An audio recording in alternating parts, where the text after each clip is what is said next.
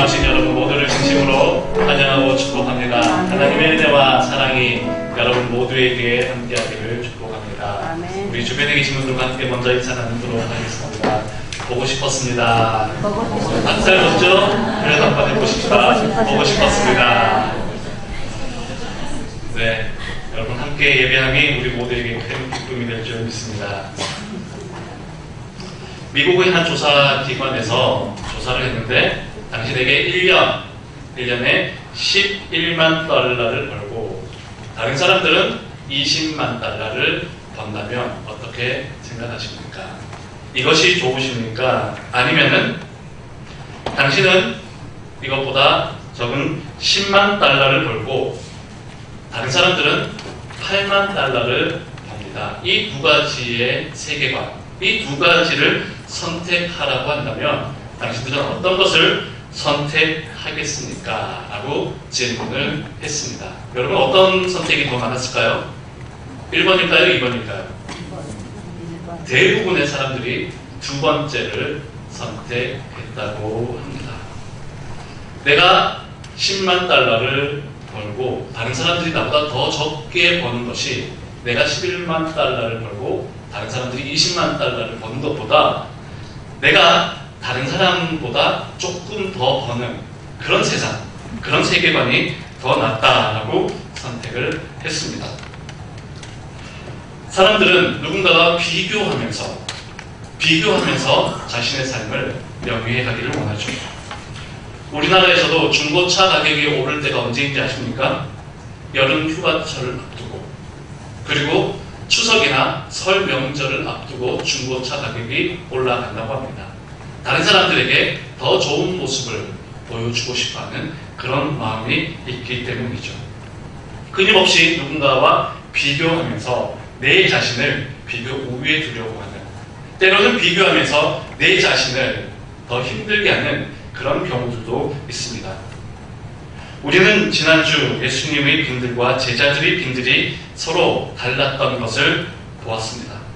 같은 빈들에 있었지만 예수님은 하나님의 말씀으로 충만한 그런 모습이셨습니다. 하나님과 함께함으로 하나님의 말씀으로 충만한 그곳이 예수님의 빈들이었습니다. 심지어 무리들도 예수님을 따라와서 예수님의 기적을 맛보고 예수님과 함께하는 풍성한 빈들을 경험했습니다. 반면 제자들은 어떠했습니까? 아무것도 얻지 못하고 아무것도 경험하지 못한 채 이곳은 빈들입니다. 여기는 아무것도 없습니다. 라고 말하면서 그들은 저 마을, 사람들이 가득하고 먹을 것이 풍요로운 저 마을로 갑시다. 라고 그렇게 이야기를 하며 이곳과 저 마을, 이 빈들과 저 마을을 비교하며 이 빈들에는 아무것도 할 수 없습니다. 라고 그렇게 이야기했던 것이죠. 그렇게 예수님께서 제자들의 그 빈들과 또 저 마을로 가고자 했던 그 마음을 보시고는 예수님께서는 갈 것 없다 라고 말씀하십니다. 사람들은 내가 현재 있는 곳에 만족하지 못하고 저 멀리 있는 저곳을 부러워합니다. 이곳과 저곳을 비교하면서 내가 있는 이곳은 부족하고 보잘것 없는 그런 하찮은 곳이라 여기면서 저곳을 바라봅니다. 그러나 예수님께서는 저곳으로 갈 것 없다. 이 말씀은 내가 지금 이곳에 있는데, 내가 지금 이곳 빈들에 있는데 무슨 걱정을 하느냐 이 말씀입니다. 저 마을에 가면 너희들이 생각할 때는 많은 것이 있고 풍성할 것 같지만 예수님이 없는 저 마을 그리고 예수님이 있는 이 빈들 어느 것이 더 중요한지를 말씀합니다. 오늘 우리도 저곳으로, 세상 사람들이 많이 모여있는 저곳으로, 좀 더 화려해 보이는 저곳으로 가고 싶어 하지만 저곳보다 더 중요한 것이 바로 지금 이곳에서 예수님과 함께 하는 것입니다. 예수님이 지금 이곳에 계신다면 우리는 저곳을 바라볼 것이 아니라 지금 이곳에 충실해야 한다는 것이죠. 이어서 예수님은 제자들에게 말씀하십니다. 너희가 먹을 것을 주라. 너희가 먹을 것을 주라. 제자들에게 말씀하셨습니다. 제자들이 먹을 것이 많이 있었을까요? 어디 출장뷔페라도 불러왔을까요? 아니면 제자들이 잘 아는 맛집이라도 식당이라도 어디 알고 있었을까요? 예수님께서 제자들에게 너희가 먹을 것을 주라 이렇게 말씀하신 것은 제자들의 반응을 살펴보기 위함이었습니다. 요한복음을 보게 되면 제자 중 빌립에게 말씀하시죠. 우리가 어디서 떡을 사서 이 사람들을 먹이겠느냐. 예수님이 먼저 제자들에게 빌립에게 말씀하셨습니다. 너희가 먹을 것을 주라 말씀하시면서 어디에서 떡을 사서 이 사람들에게 먹일 수 있겠느냐. 예수님께서 이렇게 말씀하신 것은 목적이 무엇이었습니까? 빌립을 시험하기 위해서였다라고 말씀하고 있죠. 예수님께서 제자들에게 너희가 먹을 것을 주라. 빌립에게 어디에서 떡을 사서 이 사람들을 먹이겠느냐 이렇게 말씀하신 것은 제자들의 믿음을 보기 위함이었습니다. 이 어려운 상황 속에서 어떻게 반응하는지 시험하기 위해서였습니다. 시험은 크게 두 가지 목적으로 살펴볼 수 있습니다. 하나는 곤경에 빠뜨리기 위한 시험일 수 있고요. 또 한 가지는 믿음을 강화시키기 위한 시험일 수 있습니다. 그런데 하나님께서, 예수님께서 하시는 시험은 후자입니다. 바로 믿음을 강화시키기 위해서였죠. 하나님이 아브라함을 시험하신 것은 아브라함에게 믿음을 더 강화시키고 더 큰 복을 주기 위함이었습니다. 하나님이 욥을 시험하신 것은 욥에게 더 큰 믿음을 주고 더 큰 복을 주기 위해서였습니다. 반면 사탄 마귀의 시험은 우리를 공경에 빠뜨리는 시험일 수 있습니다. 우리를 유혹하는 시험입니다. 바로 예수님의 이 시험은 빌립과 제자들의 모습을 보며 하나님을 더욱 의지할 수 있도록, 예수님을 더욱 의지할 수 있도록 그로 인해 그들의 믿음을 더욱 강화시키기 위한 믿음이었습니다. 예수님께서 빌립에게 어디서 떡을 사서 이 사람들을 먹이겠느냐 이렇게 질문했을 때에 빌립은 대답합니다. 우리 6장 7절 말씀 다 함께 읽어보겠습니다. 시작! 200데나리온의 떡으로도 부족합니다.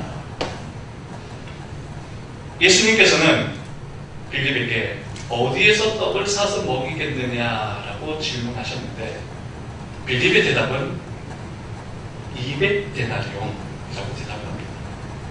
예수님의 질문은 어디에서 라고 하는 장소적 또는 방법적인 면으로 질문을 하셨는데 빌립의 대답은 돈으로 대답합니다.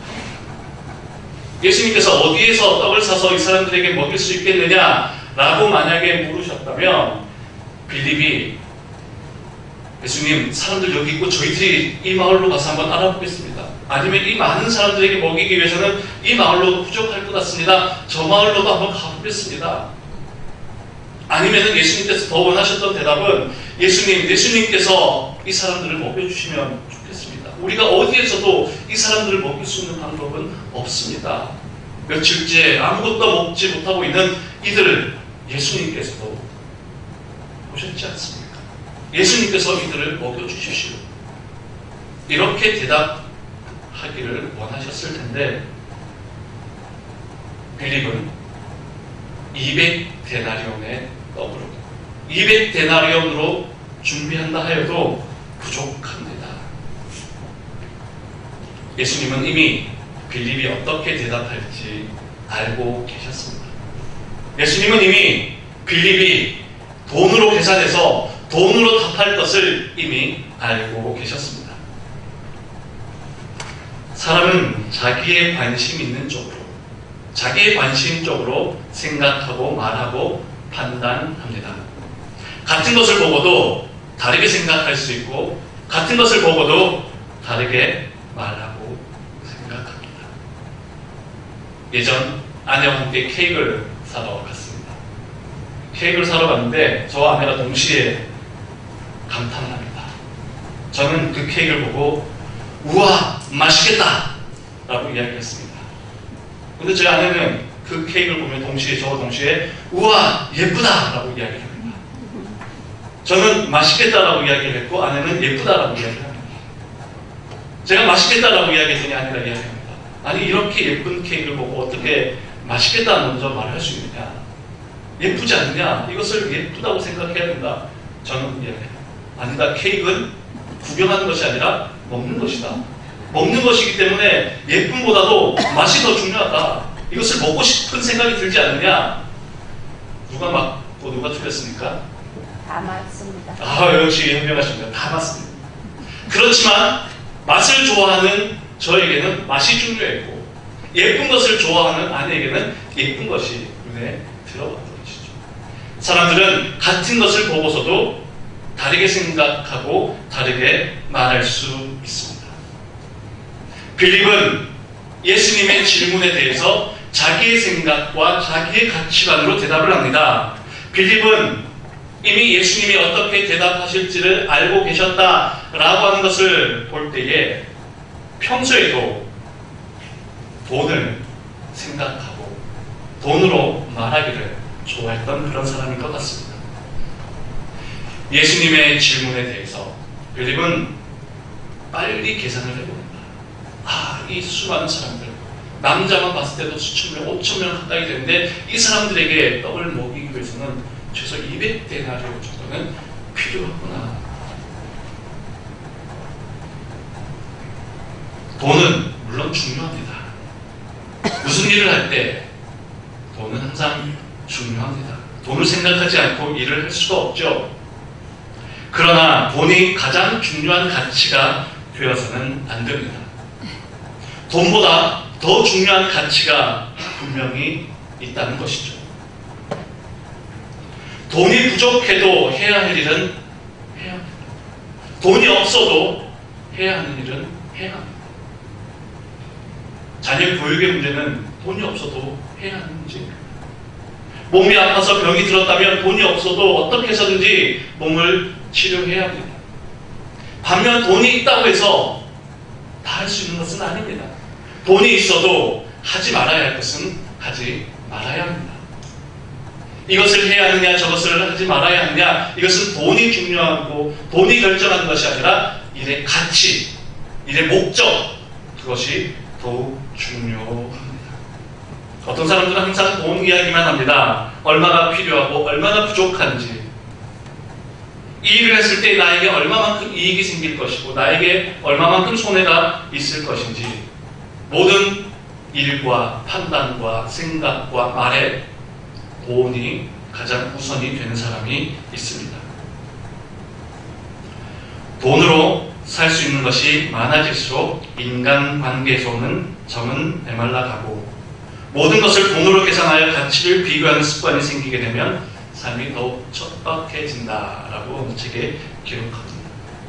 이 말은 돈으로 모든 것을 할 수 있는 것이 아니라는 것이죠. 돈으로 모든 것을 한다는 것은 인간관계가 그만큼 더 메말라 간다는 것입니다. 여러분도 많이 들어보셨을 것입니다. 네덜란드 속담입니다. 돈으로 집은 살 수 있지만 어떨까요? 무엇은 살 수 없고 단란한 가정은 살 수 없고, 침대는 살 수 있지만 무엇은 살 수 없고 잠은 살 수 없고, 시계는 살 수 있지만 시간은 살 수 없고, 책은 살 수 있지만 지식은 살 수 없고, 약은 살 수 있지만 건강은 살 수 없고, 피를 살 수는 있지만 생명은 살 수가 없다. 혹시 내가 빌립과 같은 그런 오류를 범하고 있지는 않습니까?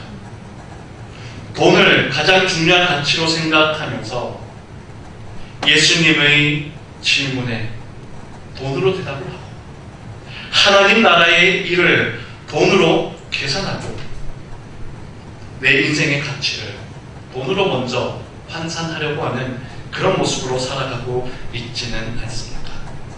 하나님의 일은 믿음으로 하는 것입니다. 우리 인생은 가치로 살아가는 것입니다. 믿음과 가치를 가지고 살아갈 때에 하나님께서 우리 인생의 길을 열어주시고 은혜를 베풀어 주십니다. 예수님께서 빌립과 이런 대화를 나누실 때에 또 한 명의 제자가 등장합니다. 바로 안드레입니다. 안드레가 한 아이를 데리고 와서 예수님께 이야기합니다. 보리떡 5개와 물고기 2마리가 여기 있습니다. 빌립이 열심히 머리로 계산을 하는 동안 안드레는 열심히 발품을 팔면서 여기저기 다녔던 것 같습니다. 혹시 우리 중에 먹을 것이 있는 사람이 있습니까? 혹시 좀 나누어 먹을 만큼의 음식이 있는 사람이 있습니까? 빌립은 머리로 돈 계산을 하는 동안 안드레는 열심히 여기저기 다니면서 먹을 것을 구합니다. 어떤 사람은 머리 계산이 빠른 사람이 있고 어떤 사람은 몸이 빠른 사람이 있습니다. 어떤 이들은 말을 많이 하고 어떤 이들은 일을 많이 합니다. 어떤 사람은 돈 생각 먼저 하고 일을 하는 사람이 있는 반면 어떤 이들은 일단 일부터 저질러 놓고 돈 걱정은 나중에 하는 경우도 있습니다. 사실 어느 것이 맞고 틀리다 할 수는 없죠. 공동체는 다 필요합니다. 적절하게 조화를 이루고 서로 협력하는 것이 중요합니다. 예수님의 제자 공동체도 돈 생각, 돈 계산하는 사람이 있었던 반면 안드레는 열심히 쫓아다니며 발로 부지런히 다니며 먹을 것을 구합니다. 그러면서 안드레가 한 어린아이가 가지고 온 그 음식을 가지고 와서는 예수님께 보여주었던 것입니다. 어쩌면 빌립보다 조금 나은 모습처럼 보여질 수는 있습니다. 그런데 여기까지는 괜찮았는데 안드레가 가지고 와서는 이야기합니다. 안드레가 예수께 여짜오되 요한복음 6장 9절 말씀 함께 읽겠습니다. 시작! 여기 한 아이가 있어 보리떡 5개와 물고기 2마리를 가지고 있나이다. 그러나 그것이 이 많은 사람에게 얼마나 되겠습니까? 가지고 온 것까지는 좋았습니다. 가지고 온 것까지는 참 좋았는데 빌립이 이야기하죠. 그러나 이것이 이 많은 사람에게 얼마나 되겠습니까? 오늘 본문 마태복음에서는 떡 5개와 물고기 2마리 뿐입니다. 뿐입니다. 지금 내가 열심히 다녀보고 열심히 먹을 것을 구해봤지만 지금 있는 것은 물고기와 이 빵, 이것뿐입니다. 이것이 이 많은 사람들에게 얼마나 되겠습니까? 없는 것과 마찬가지입니다. 열심히 구해보고 열심히 노력해보았지만 아무 소용이 없습니다. 빌립도 안드레도 모두 부정적인 말을 했습니다. 어린아이가 가지고 온 이 작은 도시락, 그 요한복음 6장을 보게 되면 보리떡 5개와 물고기 2마리를 영어 성경에서는요 small loaves and small fish라고 이야기합니다. 작은 떡과 작은 생선. 보리떡은 사실 그 당시에 하층민들이 먹던, 매우 가난한 사람들이 먹던 그런 음식이었고요. 이 물고기도 그냥 소금에 절인 그리 맛있지 않은 그런 생선. 그 크기도 매우 작았습니다. 스몰 로즈, 작은 빵이고 스몰 피시, 작은 생선. 그냥 어린아이 1명 내지 2명 정도가 먹을 수 있는 작은 도시락, 이것밖에 없었기 때문에 제자들 입장에서는 이것이 무슨 소용이 있습니까? 그런데 예수님께서는 그것을 보시고 말씀하십니다. 그것을 내게 가져오라. 내게 가져오라. 제자들이 볼 때에는 아무 소용없어 보이고 쓸데없는 작은 도시락, 그것을 예수님께서는 가져오라 말씀하셨습니다. 그리고는 예수님께서 제자들에게 사람들을 잔디밭에 앉히라고 말씀하시죠. 그냥 일렬로 앉는 것이 아니라 식사 대형으로 앉게 하셨습니다. 그리고 19절을 보게 되면 예수님께서는 그것을 가지사 하늘을 우러러 축사하시고 떼어서 제자들에게 주셨습니다. 그 작은 도시락, 그것을 예수님께서는 내게 가져오라 말씀하시고 그것을 가지시고 축사하셨습니다. 하늘을 우러러 드시면서 하나님 감사합니다. 오늘 이곳에 많은 사람들이 모여 함께 식사할 수 있도록 우리에게 이것을 주시니 감사합니다. 제자들은 소용없다, 아무 쓸데없다, 이것이 무슨 먹을 것이라도 되겠느냐 하셨던 하찮은 작은 도시락이었지만 예수님께서는 그것을 취하시고 그것을 하늘로 우러러 드시고는 감사하셨습니다. 마태복음 14장 19절 말씀에 보면 중요한 표현들이 나옵니다. 예수님께서는 그 물고기와 떡을 가지사, take, 영어로는 take, 취하셨다, 소유의 의미를 담고 있습니다. 예수님께서 떡 5개와 물고기 2마리를 take, 취하시고 이제 예수님 것으로 삼으셔서 하늘을 우러러 축사, 영어 성경에는 give thanks, 하나님께 감사, 하나님께 땡큐, 하나님께 감사의 기도를 드리십니다. 그리고 그것을 떼어서, broke, 떼어서, 찢어서 제자들에게 주셨습니다. 그런데 이 중요한 표현들이 동일하게 나온 곳이 있습니다. 마태복음 26장 26절을 보시면 마태복음 26장이면 예수님께서 이제 십자가에 못 박혀 돌아가시기 직전의 상황입니다. 마태복음 26장 26절을 보시면 예수님께서 제자들과 마지막 식사를 하십니다. 그때 예수님께서 떡을 가지사, take, 예수님께서 떡을 취하셨습니다. 그리고 그 떡을 축복하셨습니다. give thanks, 하나님께 감사하셨습니다. 그리고 그 떡을 떼어서 제자들에게 주셨습니다. 마태복음 14장과 마태복음 26장은 서로 너무 다른 사건 같고 서로 너무 거리가 먼 이야기처럼 보여집니다. 오병이어 사건은 그냥 굶주린 사람들이 먹을 것이 없어서 예수님께서 그들을 배불리 먹이신 그런 사건으로 생각할 수 있습니다.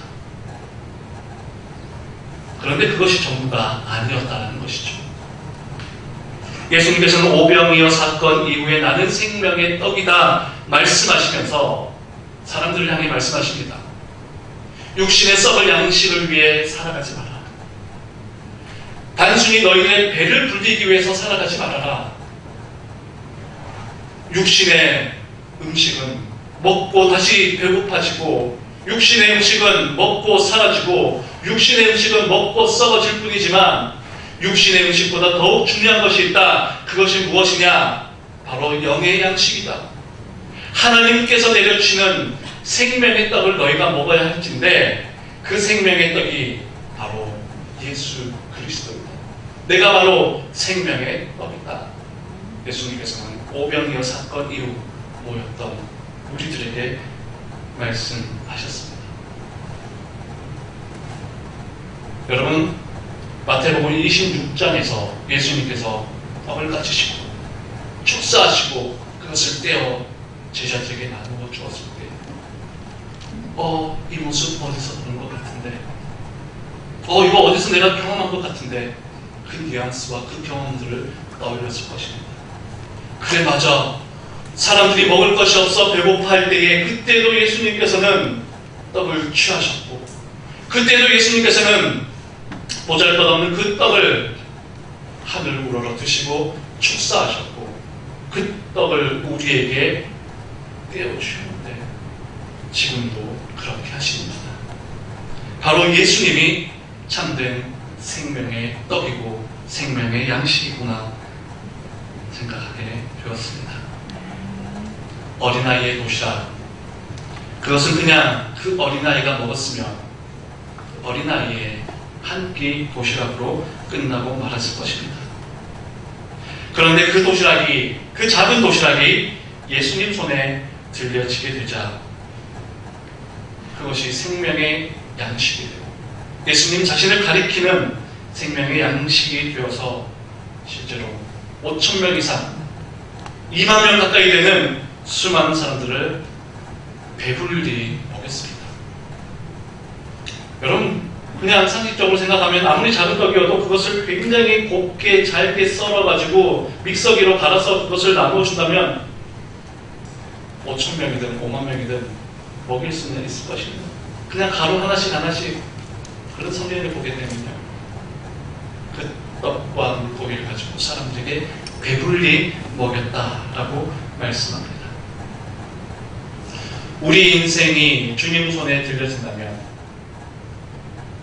내 인생이 보잘것없는 보리떡 같고 작은 생선 같은 그런 모습일지라도 내 인생이 주님께서 취하시는, 주님께서 잡으시는 그런 인생이 되고, 내 인생 내가 볼 때는 보잘것없어서 너무 부족하고 너무 부끄러운 모습으로 살아가지만 예수님께서 나의 삶을 잡으시고 예수님께서 그런 나를 바라보시며 축사, 감사하시는 그런 인생이 우리가 될 수 있습니다.